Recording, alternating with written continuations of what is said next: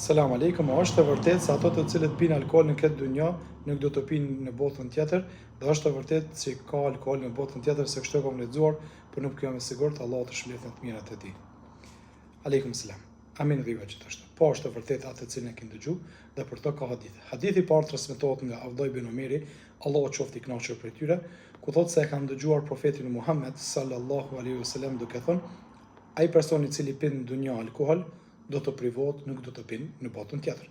Po ashtu hadithi i dytë që transmetohet po ashtu nga Abdullah ibn Umeri, Allahu qoftë i kënaqur prej tyre, ku thotë se e kanë dëgjuar profetin Muhammed sallallahu alaihi wasallam duke thënë se ai person i cili pin alkool në këtë dunjë dhe nuk pendohet dhe vdes në agjendje, do të privohet në botën tjetër, nuk do të pinë alkool. Komentatorët e hadithit, kur kanë folur për këtë hadith, kanë thënë se personi i cili konsumon alkool në këtë dunjë dhe vdes duke mos u penduar për konsumimit të alkoolit të cilin e ka bën këtë dunjë, do të privohet në botën tjetër, nuk do të pinë alkool. Ndërsa për pyetjen e dytë që e ke bërë brenda kësaj pyetje, që a ka alkool në botën tjetër? Po.